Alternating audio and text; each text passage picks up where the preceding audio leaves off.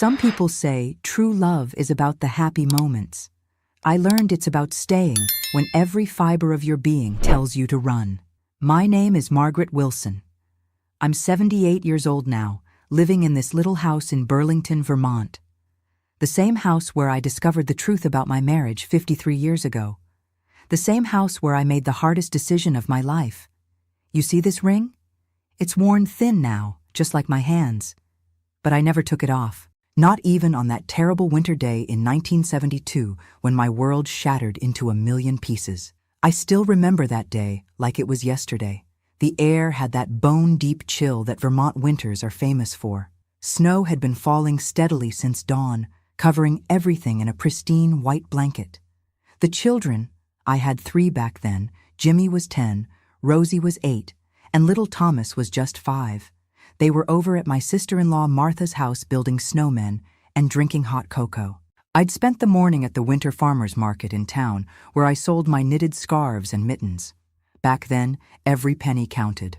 Robert, my husband, worked at the lumber mill, but with 3 growing children and the mortgage on our little 2-bedroom house, we needed every bit of extra income we could scrape together. I'd love to know where you're watching this from. The world has gotten so much smaller since I was young. Please leave a comment telling me where you're from. It warms this old heart to know my story is reaching folks far beyond my little corner of Vermont. That day, I remember feeling so proud walking home from the market. I'd sold every last pair of mittens and had a nice wad of cash tucked into my coat pocket. I was thinking about how I could surprise Robert with a new thermos for his lunch pail. His old one had started leaking, and the poor man was having cold coffee with his lunch. Our house wasn't anything special by today's standards. A small white clapboard with blue shutters, set back from the road with 2 big maple trees in the front yard. But it was ours, and we'd worked hard for it. As I trudged through the snow up our walkway, I noticed Robert's truck in the driveway. That was odd. He wasn't supposed to be home from the mill until evening. I thought maybe he wasn't feeling well. There was a nasty bout of flu going around that winter, and I worried he might have caught it. So I hurried inside, stomping the snow off my boots on the porch. The house was quiet when I entered. Too quiet. Usually, if Robert was home, the radio would be playing. He loved his baseball games and news programs. "Robert?" I called out, unwinding my scarf from around my neck. "Are you home, dear?" No answer came, but I heard a creak from upstairs, our bedroom. Even now, after all these decades, this part is difficult to talk about. Your heart knows things before your mind can accept them. Mine knew something was wrong the moment I stepped into that house. There was a perfume in the air that wasn't mine, something floral and heavy. And there were 2 teacups on the kitchen table, one with lipstick on the rim. Bright red lipstick. I never wore red. As I climbed those stairs, each step felt like I was walking to my own execution. My hand trembled as I reached for our bedroom doorknob. For a moment, I stood there, frozen. Part of me wanted to turn around, walk back downstairs, and pretend I'd never come home early. But another part, the part that had to know, pushed me forward. I opened the door. There are moments in life that divide everything into before and after. This was mine. There, in our bed, the same bed where our youngest son was conceived, the same bed where we'd spent thousands of nights side by side, was Robert. And with him was Sarah Miller, my best friend since high school. They didn't hear me at first. I made no sound as I stood there, watching them scramble for clothes, watching their faces change from passion to shock to shame. It was like watching a film at the movie theater, something happening to someone else. "Margaret," Robert finally gasped, pulling the sheet up. I thought you were at the market until 3. I remember how absurd that statement seemed. As if the problem was my schedule, not his betrayal. Sarah wouldn't look at me. She kept her eyes on the floor as she hastily buttoned her blouse. My best friend. The woman who had held my hand through each of my childbirths. The woman who had brought us meals when Robert threw out his back 2 summers ago and couldn't work for a month. The woman who knew all my secrets, my hopes, my fears. I didn't scream. I didn't throw things like women did in the movies. I simply turned around, closed the door behind me, and walked downstairs to the kitchen. I sat at the table, next to those 2 teacups, and stared out the window at the falling snow. Sarah left without saying goodbye. I heard the back door close, heard her car start up and drive away. Robert came down about 10 minutes later, his face ashen, his eyes red-rimmed. "Maggie," he started, his voice breaking. "I don't know what to say." "How long?" I asked, still staring out the window. My voice sounded strange to my own ears, calm, detached, like it belonged to someone else. "It doesn't matter," he mumbled. I turned to look at him then. "It matters to me." 6 months, he finally admitted. "It started last summer when you took the kids to your mother's for 2 weeks. 6 months. Half a year of lies. Half a year of them laughing behind my back, of shared secrets, of betrayal." "Do you love her?" I asked. I needed to know everything, all at once, like ripping off a bandage. Robert couldn't answer at first. He just stood there, shoulders slumped, looking older than his 36 years. "I don't know," he finally said. "I think I might." Those words cut deeper than anything else could have. Not the physical betrayal, but the emotional one. The thought that he had given his heart, the heart I thought belonged to me, to our family, to someone else. I twisted my wedding ring around my finger, a nervous habit I'd developed over the years. I had every right to take it off, to throw it at him, to walk out that door and never look back. That's what my mother would have done. That's what any self-respecting woman in 1972 should have done. But I didn't. You might be wondering why. Why I didn't kick him out right then and there. Why I didn't make a scene. The truth is complicated. We had 3 children who adored their father. We had a mortgage. In 1972, a divorced woman with 3 kids had few prospects, but it was more than practical concerns that kept that ring on my finger. As I sat there in our kitchen, with the evidence of their afternoon tea and infidelity before me, Robert looking like a whipped dog, I realized something. Despite everything, despite the pain that was only beginning to register, I still loved him. 12 years of marriage, of building a life together, of raising children and struggling to make ends meet. You don't just turn that off like a faucet. And there was something else, something I noticed as he stood there waiting for my verdict. Robert was coughing, not just clearing his throat from nervousness, but deep, rattling coughs that seemed to come from his very core. "How long have you had that cough?" I asked, momentarily distracted from our marital crisis. He waved it off. "A couple weeks. It's nothing, just the dust at the mill." But I knew my husband. I'd been watching him lose weight, coming home more tired than usual. I'd attributed it to working overtime, to the stress of providing for our family during the cold winter months when heating bills skyrocketed. "Have you seen Dr. Merrill about it?" I pressed. "I don't need a doctor for a cough, Margaret," he snapped, then immediately looked contrite. "I'm sorry. I have no right to be short with you. Not today of all days. If you're finding something valuable in my story, would you mind hitting that like button? And if you haven't subscribed yet, I'd be ever so grateful if you did. At my age, it's a blessing to be able to share these life lessons with all of you wonderful people." What happened next changed everything. As Robert stood there in our kitchen, waiting for me to tell him to leave, to scream, to fall apart, he started coughing again. This time, he couldn't stop. He doubled over, gripping the counter to steady himself, and when he pulled his handkerchief away from his mouth, I saw what he'd been hiding from me. Blood, bright red against the white cotton. That's when I knew. This wasn't just a cough from the mill. This was something far worse.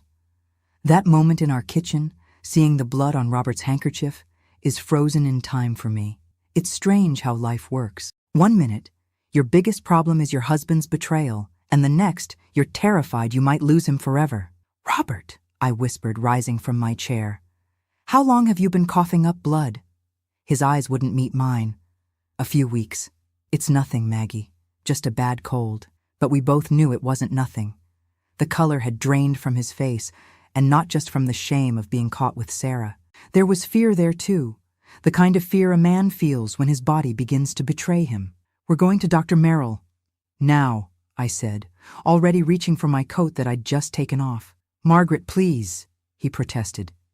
"We need to talk about what you saw upstairs." I remember looking at him.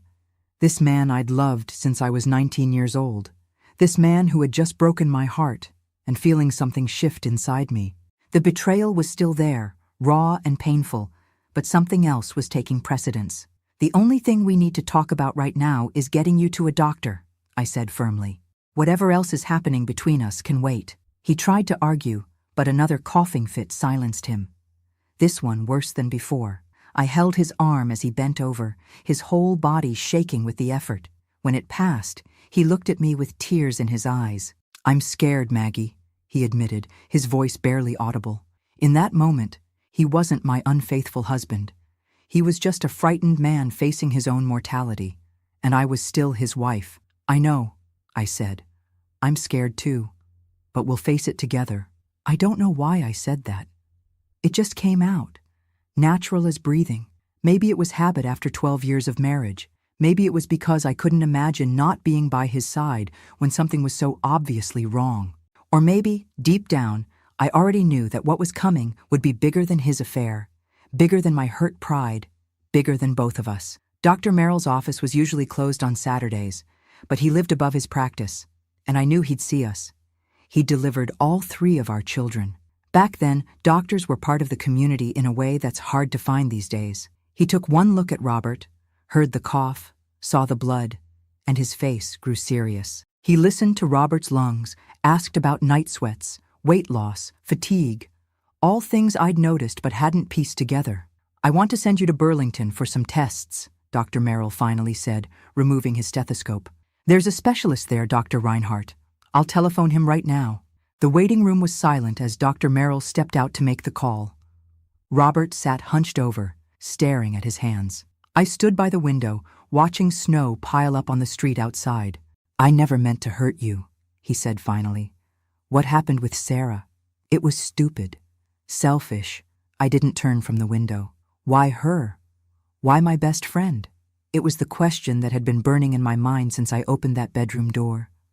Of all the women in our small town, why did it have to be Sarah? Robert sighed. "She was there. When you took the kids to your mother's last summer, I was so lonely. Sarah stopped by with a casserole, said she thought I might be missing home cooking. We got to talking. She seemed interested in me, in what I had to say. It had been so long since I felt that. "I've been interested in you every day of our marriage," I said, my voice tight with anger and hurt. "I've listened to you. I've supported you. I've loved you." "I know," he whispered. "That's what makes it worse. I had everything right in front of me, and I still looked elsewhere. I don't expect you to forgive me, Maggie. I don't deserve it." Before I could respond, Dr. Merrill returned. "Dr. Reinhardt will see you Monday morning. He's cleared his schedule. I've told him it's urgent." The weekend passed in a strange limbo. Robert slept in the spare room. The children came home, oblivious to the seismic shift that had occurred in their parents' marriage.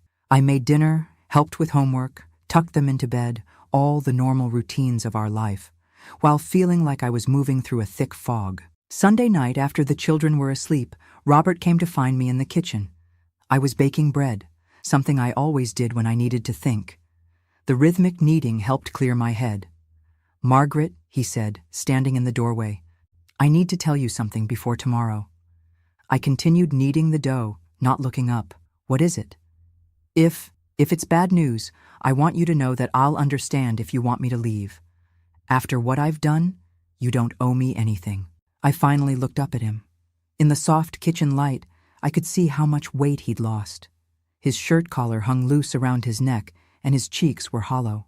"Robert Wilson," I said, flour dusting my hands as I placed them on my hips. "I don't know what's going to happen tomorrow. I don't know what the doctor will say, and I sure as hell don't know what's going to happen with our marriage. But I do know one thing. I am not making any decisions about our future until we know what we're facing. Do you understand me?" He nodded, a small smile touching his lips. "Yes, ma'am." It was the first normal moment we'd had since I opened that bedroom door. Monday morning dawned clear and bitter cold. We drove to Burlington in silence, both lost in our own thoughts. The specialist's office was in a big brick building near the hospital. Dr. Reinhardt was a tall, thin man with kind eyes behind thick glasses. The examination was thorough. Blood tests, x-rays, more listening to Robert's lungs. Hours of waiting in sterile rooms, flipping through old magazines, avoiding each other's eyes. Finally, Dr. Reinhardt called us both into his office. I'll never forget his exact words. "Mr. Wilson, I'm afraid the X-rays show a significant mass in your right lung. Given your symptoms and the appearance on the X-ray, I believe we're looking at advanced lung cancer." The room seemed to tilt around me. Cancer. In 1972, that word was practically a death sentence. Especially lung cancer, especially advanced. "What are my chances?" Robert asked, his voice surprisingly steady. Dr. Reinhardt removed his glasses, polishing them with his handkerchief, a gesture I recognized as buying time to frame a difficult truth. Without treatment, perhaps 3 to 6 months. With aggressive treatment, surgery, radiation, we might extend that to a year, possibly 2. I won't lie to you, Mr. Wilson, the prognosis is not good. A year, maybe 2. The man sitting next to me, the father of my children, my husband of 12 years, the man who had just betrayed me in the most painful way possible, had 12 to 24 months to live, at best. I reached for Robert's hand. I didn't think about it. I didn't plan it. My hand just found his, our fingers intertwining as they had thousands of times before. "What do we do next?" I asked Dr. Reinhardt, feeling Robert's grip tighten on mine. The drive home was different than the drive there. Robert stared out the window, watching the Vermont landscape slide by. I kept my eyes on the road, my mind racing with practicalities. How would we pay for treatment? What would we tell the children? How would Robert continue working at the mill? "You should call Sarah," I said finally, breaking the long silence. Robert's head snapped toward me. "What?" "You should call Sarah," I repeated. "Tell her about the diagnosis. End things properly. Margaret, I'm not saying this for her benefit," I interrupted. "I'm saying it for yours, and for mine. If we're going to fight this together, and we are going to fight it, Robert, then I need to know that chapter is closed. Completely closed." He nodded slowly. "It already is. The moment I saw the blood on that handkerchief, I realized what a fool I'd been. Risking everything we have, everything we've built, for something so meaningless." I kept my eyes on the road, but I felt tears threatening. "Was it meaningless, Robert? You said you might love her." He was quiet for so long I thought he might not answer. Then, softly, "I was confused, Maggie, flattered by her attention. But it wasn't love. What I feel for you, that's love. Standing by me today, holding my hand when the doctor delivered that news, after everything I've done to hurt you, that's love." I pulled the car over to the side of the road, unable to see through my tears. All the emotions I'd been holding back since Saturday came flooding out. The betrayal, the fear, the uncertainty of our future. Robert reached for me, hesitantly at first, then pulled me into his arms across the front seat of our old Chevy. "I don't want to die, Maggie," he whispered into my hair. "I don't want to leave you and the kids. I'm so sorry. For everything." I held him as he sobbed, his body shaking against mine. Outside our car, the winter sun was setting, casting long shadows across the snow-covered fields. The world was beautiful and terrible all at once. Just like life.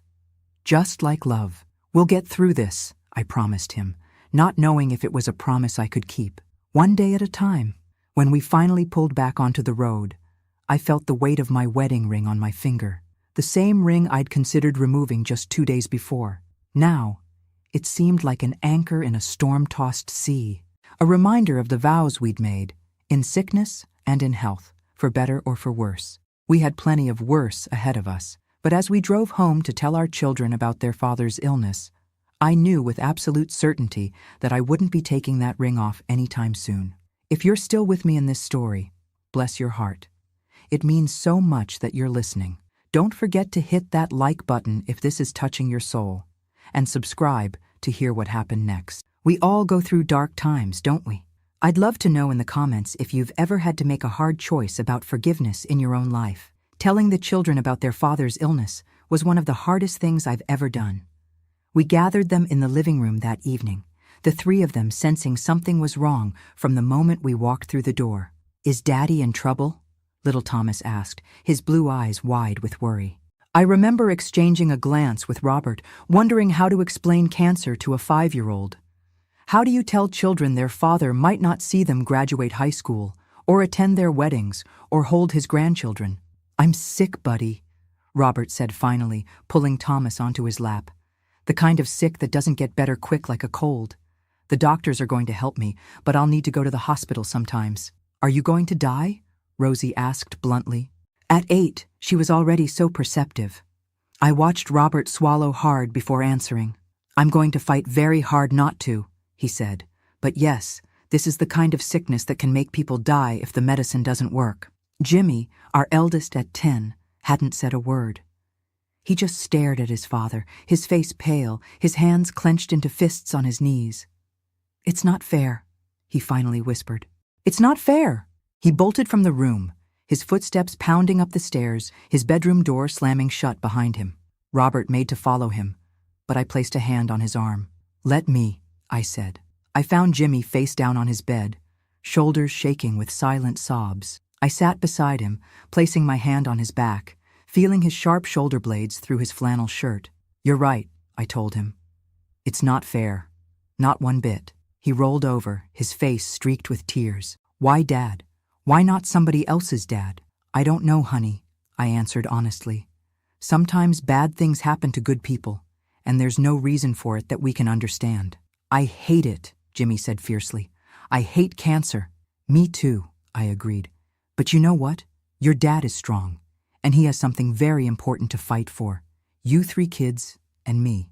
That gives him a better chance than most." I didn't know if that was true, but I needed it to be. We all did. The next few months were a blur of hospital visits, treatments, and trying to maintain some semblance of normalcy for the children. Robert underwent surgery to remove part of his right lung, followed by radiation treatments that left him weak, nauseated, and unable to work. The mill held his job, but without his paycheck, money became tight. I took on extra knitting projects, selling my items in shops as far away as Montpellier. I also began working evenings at Hartley's Diner, waiting tables after the children were in bed. Robert's mother would come stay with them, sitting in our living room, knitting and listening to the radio while the children slept upstairs. One night in April, about 3 months after Robert's diagnosis, I came home from the diner to find my mother-in-law asleep in the armchair, the radio still playing softly. I gently woke her and sent her home, then went upstairs to check on Robert. He was awake, sitting up in bed with a notebook in his lap, the bedside lamp casting a soft glow around the room. We'd moved back into the same bedroom about a month after his diagnosis. Neither of us had mentioned Sarah again after his call to her the day of the diagnosis. Some wounds heal without being talked to death, I've found. "What are you doing up so late?" I asked, sitting on the edge of the bed. He showed me the notebook. It was filled with letters, one addressed to each of the children at different ages, 16, 18, 21, wedding day, and one addressed to me. "Just in case," he said simply. I felt my throat tighten. "You're not going anywhere, Robert Wilson." "Not if I can help it," he agreed. "But if the worst happens, I want them to know what I would have said if I'd been there." I looked at the pages, at his familiar handwriting covering the lined paper. My big, strong lumberjack of a husband, preparing for a future he might not see. "Read mine?" he asked, holding out a sealed envelope. I shook my head. "Not yet. Not until—" I couldn't finish the sentence. He nodded, understanding what I couldn't say. "Not until you're gone. How was work?" he asked, changing the subject. I kicked off my shoes with a groan. "Busy. Some convention in town has Hartley's packed to the rafters. Good for tips, though." I pulled a wad of bills from my uniform pocket and counted them. $37 tonight. "You shouldn't have to do this, Maggie," Robert said, his face drawn with guilt. "Working all day and half the night. You're exhausted." I leaned over and kissed his forehead. "So are you, and you're fighting cancer. I think I can handle slinging a few plates of meatloaf." But the truth was, I was exhausted. Bone-deep, soul-weary, exhausted. Between caring for Robert, working 2 jobs, and trying to be both mother and father to the children while their dad was sick, I was running on empty. The following Sunday after church, something unexpected happened. We'd started attending services again after Robert's diagnosis, finding comfort in the community and the rituals, if not always in the theology. Pastor Simmons had just finished his sermon when he asked the congregation to remain seated for a moment. "As many of you know, our brother Robert Wilson has been battling cancer these past few months," he said. The Wilson family has been an example to us all of grace under pressure, of faith in difficult times, but they need our help. I felt Robert stiffen beside me. He'd always been proud, never one to accept charity. We've organized a work rotation, Pastor Simmons continued. The men of the church will take turns helping with repairs around the Wilson home and yard. The women have arranged a meal schedule so that Margaret doesn't have to cook after her long hours of work. I felt tears spring to my eyes as he went on, describing how the Sunday school classes had collected money to help with medical bills, how the youth group had volunteered to babysit our children whenever needed. This is what community means, Pastor Simmons concluded. Bearing one another's burdens. The Wilsons have carried this burden alone for too long. It's time we carried it with them. After the service, people surrounded us, offering hugs, handshakes, words of encouragement. Mrs. Peterson pressed a casserole into my hands. Mr. Jackson told Robert he'd be by Tuesday to fix the leaky roof we hadn't had time or money to address. As we drove home, Robert was quiet, staring out the window. "Are you okay?" I asked, reaching for his hand across the seat. "I never thought," he began, his voice thick with emotion. "I never thought people would rally around us like this. After what I did." I squeezed his hand. "They don't know about Sarah, Robert." "But you do," he said, turning to look at me. "And you're still here, still fighting alongside me. I don't deserve you, Maggie." "Maybe not," I said with a small smile. "But you're stuck with me anyway." The community support made a world of difference in the months that followed. The practical help was invaluable, but even more precious was the knowledge that we weren't alone. The emotional burden lightened, shared among many shoulders, rather than just mine. By summer, Robert had finished his radiation treatments.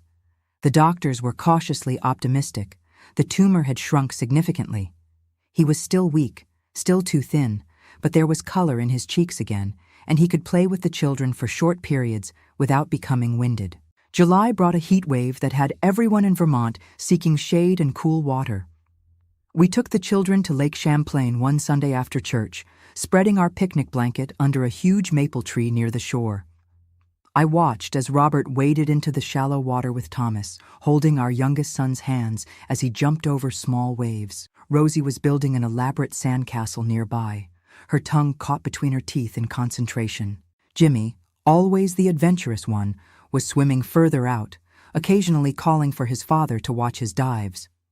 A year ago, this scene would have been ordinary, just another family outing on a hot summer day. Now, it felt like a miracle. Each moment precious, each laugh a gift. As I unpacked our picnic lunch, I noticed Sarah walking along the beach with her husband, Frank. They lived in the next town over, but I hadn't seen her since that winter day when she fled our house. She spotted us, froze for a moment, then changed direction, leading Frank away from our area of the beach. Robert, coming up from the water with Thomas, followed my gaze and saw her too. A shadow crossed his face. "She hasn't been back to town much," I said, as he sat beside me on the blanket. "Her mother says she's been staying with her sister in New Hampshire most weekends." Robert nodded, watching as Sarah disappeared around a bend in the shoreline. "Are you okay? Seeing her, I mean." I considered the question seriously. Was I okay? Did seeing her still feel like a knife twisting in my gut? "I'm getting there," I answered honestly. "Some days I'm angry, some days I'm sad, but most days I'm just grateful." "Grateful?" he asked, surprised. "Grateful that we're here, together, that you're feeling better, that the children are happy." I looked at him steadily. What happened with Sarah nearly broke us. But then cancer came along and gave us perspective, as awful as that sounds. He reached for my hand, his fingers intertwining with mine. "I promise you, Maggie, if I get through this, when I get through this, I'll spend every day making it up to you." "You already are," I told him, and I meant it.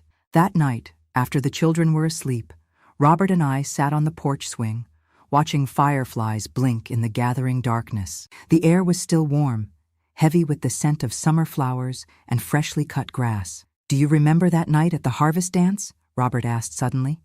"When we were 17? I smiled at the memory. "When you finally worked up the courage to ask me to dance after staring at me all night?" He laughed. "I was terrified you'd say no." "I almost did," I admitted. Nancy Baker told me you'd kissed Mary Simmons behind the gym the week before." "I never," Robert protested. "Mary wished I had. But my heart was set on you from the first day of 10th grade. I rested my head on his shoulder, remembering how young we'd been, how full of dreams and plans. We've had a good life, haven't we? Despite everything? The best," he agreed softly. "And it's not over yet, Maggie. Not by a long shot." I wanted so badly to believe him. The doctors were cautiously optimistic, yes, but they'd also been clear that Robert's type of cancer had a high recurrence rate. Even if he was in remission now, the sword of Damocles still hung over our heads. But that night, swinging gently on our porch, fireflies dancing in the summer darkness, I chose hope. I chose to believe in more summers, more dances, more years together. I chose to believe that sometimes, just sometimes, love really could conquer all. Oh my, I've been talking for quite a while now, haven't I? If you're still with me, I appreciate your patience. Don't forget to hit that like button if my story has touched your heart, and subscribe to hear how everything turned out. I'd love to know in the comments if you've ever experienced the kindness of community during your darkest times. Sometimes it's those moments that restore our faith in humanity, isn't it? August brought Robert's 6-month checkup. I remember the tension in the car as we drove to Burlington, both of us quiet, lost in our own thoughts. The what-ifs hung between us like storm clouds. What if the cancer had returned? What if the brief reprieve we'd been experiencing was just that?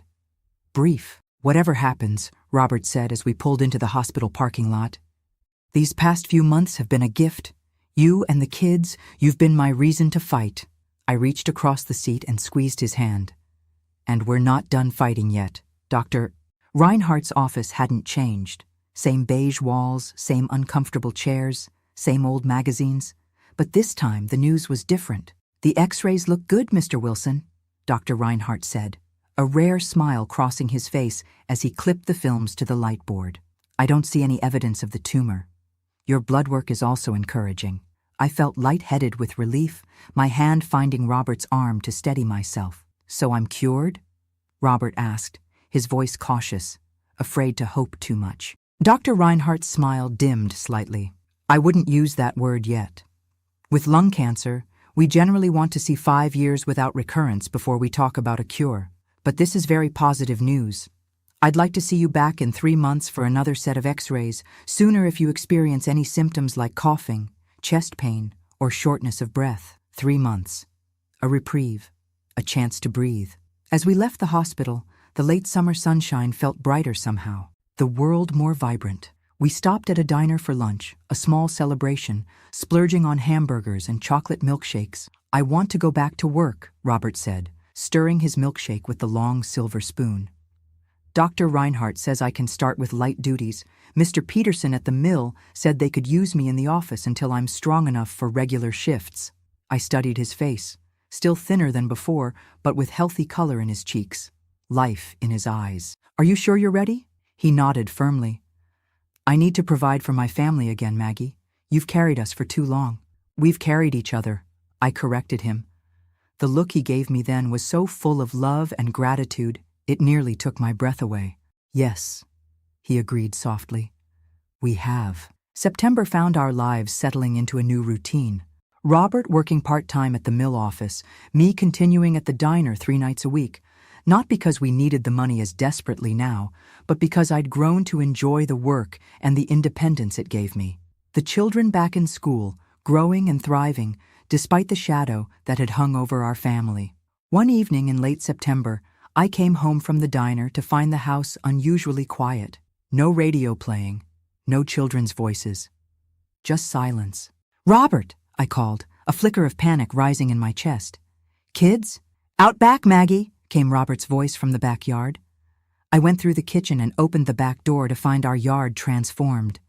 White Christmas lights had been strung between the trees, glowing softly in the deepening twilight.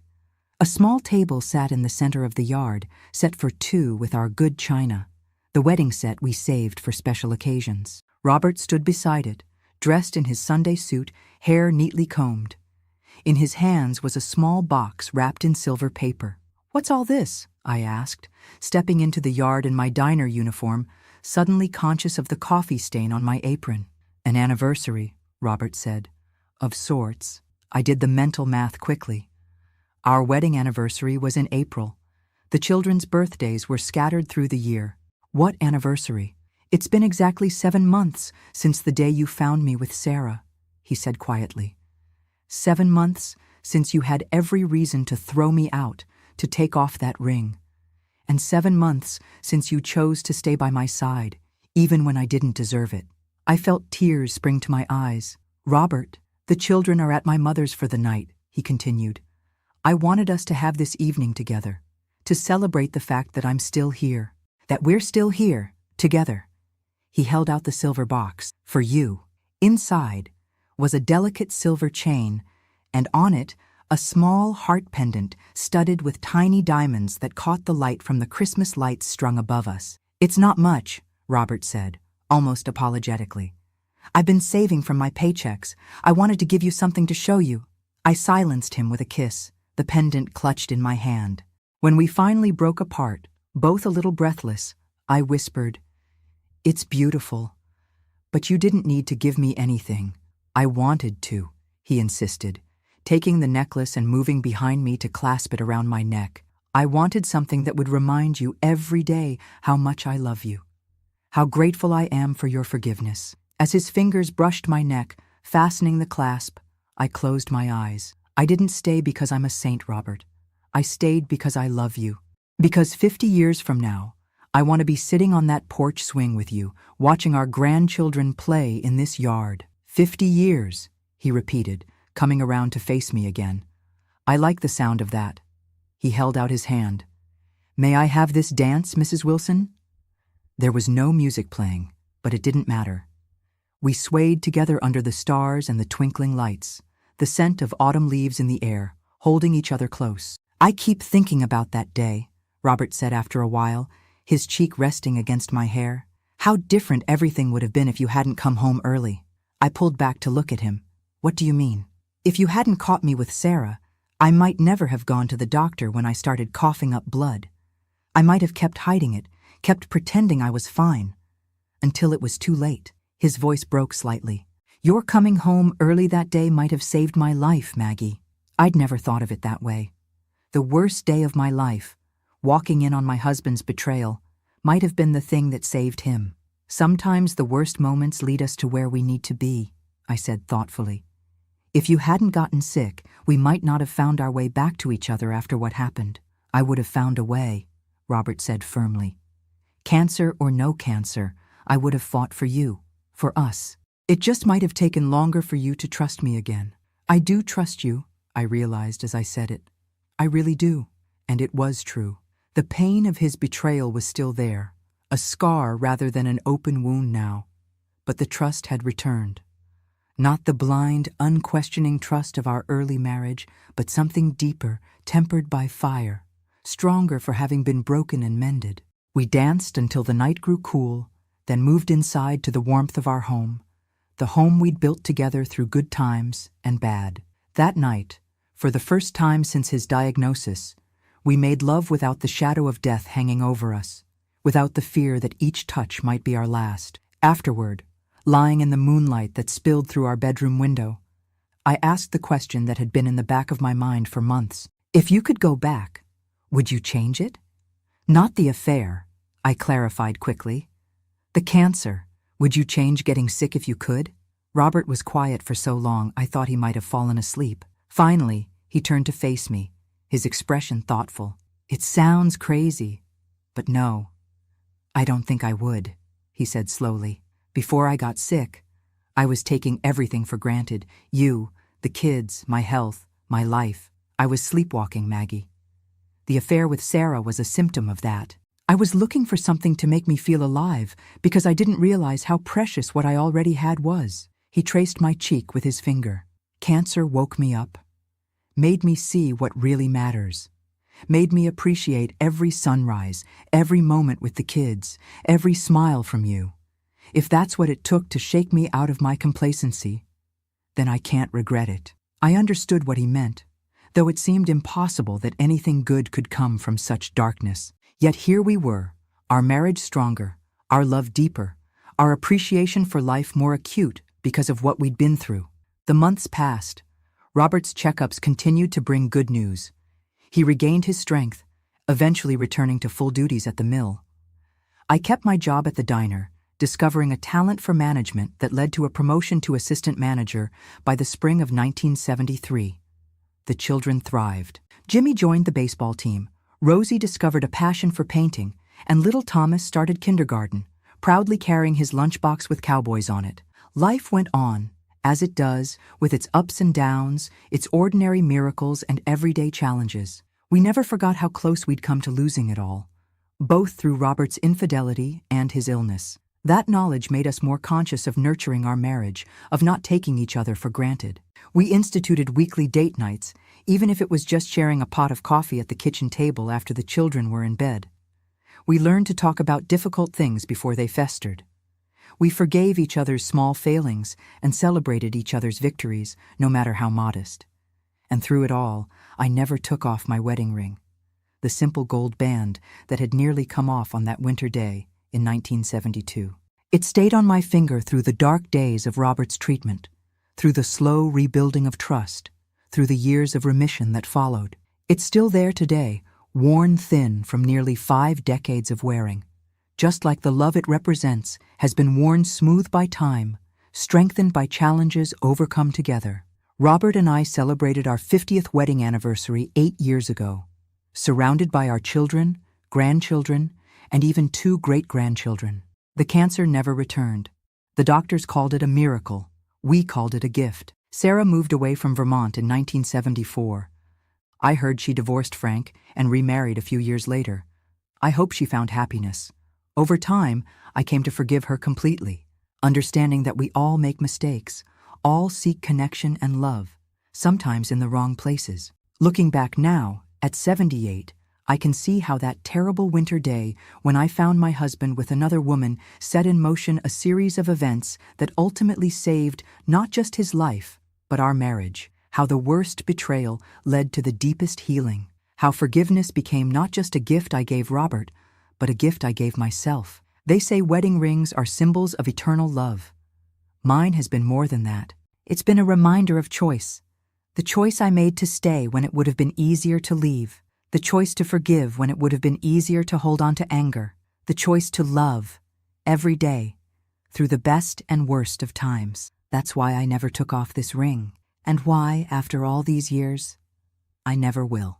Thank you so much for listening to my story. If it touched your heart in some way, please hit that like button and subscribe to hear more stories of life, love, and the lessons I've learned along this long journey of mine. I'd be so grateful if you could leave a comment sharing what resonated with you.